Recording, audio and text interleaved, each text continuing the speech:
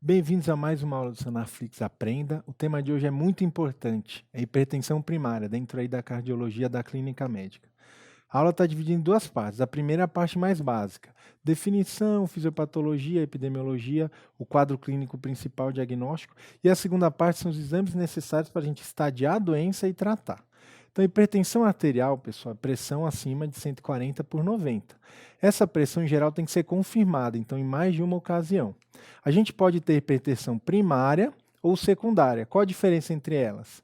É que a secundária tem uma doença de base. Então, a pessoa tem doença renal, tem apneia do sono, hiperaldosteronismo primário, entre outras doenças que causam o aumento de pressão. Na primária, que era chamada antes de essencial, agora o termo ideal é primária mesmo, não existe uma doença de base. O paciente é hipertenso porque ele é. Então, é uma doença primária. A gente tem o conceito de hipertensão resistente. O que é isso? É a hipertensão em que você não consegue controlar mesmo tomando vários remédios, pelo menos três ou mais, sendo que um deles é diurético. E, por fim, a definição de crise hipertensiva, que é isso? É quando o paciente tem uma elevação rápida de pressão, que causa sintomas, ou lesão de órgãos-alvo aguda. Então, tem uma lesão de órgãos-alvo, principalmente coração, cérebro e rim, de forma aguda. Não se preocupe com esses conceitos, que a gente vai destrinchar isso ao longo da aula. A epidemiologia, assim, a hipertensão é uma doença muito comum. Ela é a doença crônica mais comum do mundo. E no Brasil, cerca de 30% das pessoas adultas têm hipertensão. Então você conhece com certeza alguém na tua família, no teu colégio, na tua universidade, alguém que era, foi ou será hipertenso. Porque isso ainda aumenta com a idade. Então, pessoas idosas, isso chega até 60% no Brasil. Qual o problema de ser hipertenso? É que isso aumenta doença cardiovascular, infarto, AVC, doença renal crônica que precisa de diálise. Então, não é bom ser hipertenso. Quando você é hipertenso, você aumenta o risco, independente de outros fatores. Você aumenta o risco de ter as doenças cardiovasculares, que são as doenças que mais matam, que mais levam à morte no mundo. Os fatores de risco principais. Então, primeiro, idade. Quanto mais a gente envelhece, maior o risco de ser hipertenso. Pacientes afrodescendentes, raça negra, também são mais hipertensos. Pessoas obesas, então aqui tem um IMC acima de 25, principalmente IMC acima de 30. Quem come muito sal, e no Brasil a gente come muito sal, nossa dieta é muito rica em cloreto de sódio, e as pessoas sedentárias. Em resumo, a nossa vida moderna predispõe as pessoas a serem hipertensas. As comidas têm muito sal, as pessoas estão ficando mais sedentárias e obesas. E a idade, né, a expectativa de vida é maior atualmente. Então, quanto mais velho você fica, maior a prevalência de hipertensão. A gente tem três mecanismos principais fisiopatológicos da hipertensão. O primeiro mecanismo é o hormonal, né, o sistema renina, angiotensina, aldosterona, que é muito importante dentro da cardiologia, tanto aqui na aula de hipertensão, a gente vai ver isso também na aula de insuficiência cardíaca. Então, quando a gente vai lá para o rim, temos a arteríola aferente, né, que chega no glomérulo, a eferente que sai. Próximo da arteríola aferente, a gente tem a região do aparelho justaglomerular. Essa região é como se fosse um vigia do rim. Ele vigia o que está acontecendo, o que está chegando no rim. Ele vê como está o volume, então, a dilatação ali da arteríola e a quantidade de sódio que chega na região da mácula densa. Existe uma enzima que é chamada pró-renina. Ela inicialmente está lá inativa.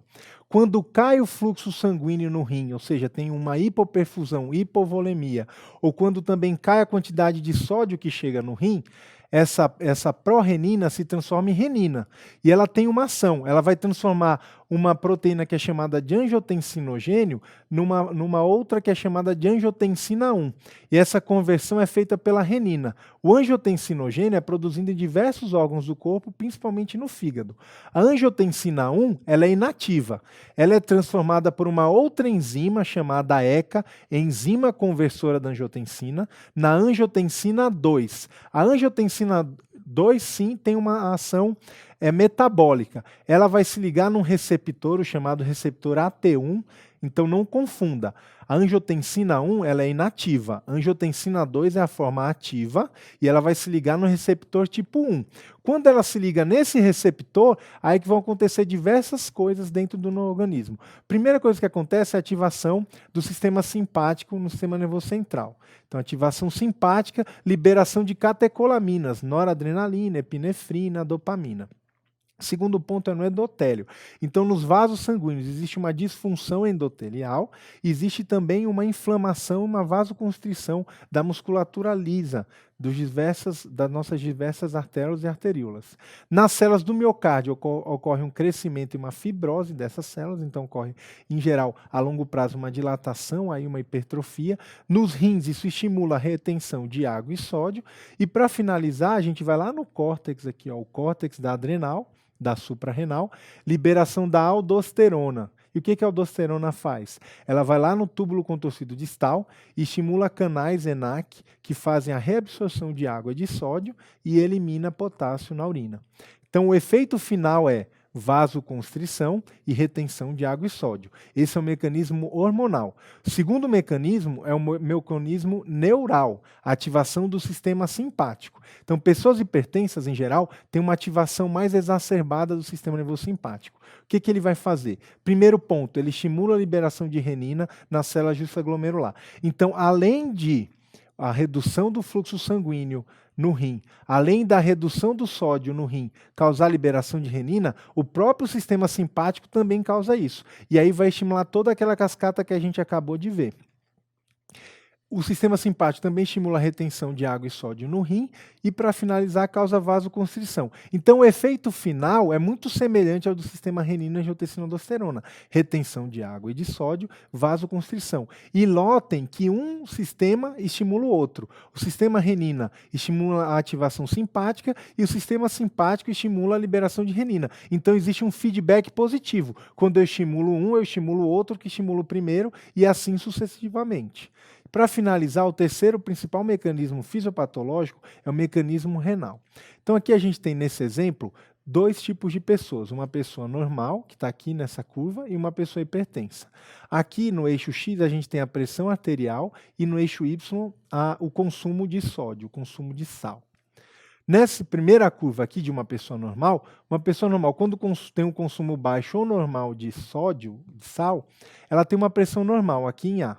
Se ela comer mais sal, a pressão vai subir, mas vai subindo pouco. Se ela comer muito sal, mais de 5, 6 vezes o normal, aí não tem jeito, a pressão dela vai subir. Então, mesmo pessoas normais, se comerem uma quantidade absurda de sal, elas vão ficar hipertensas. Tá?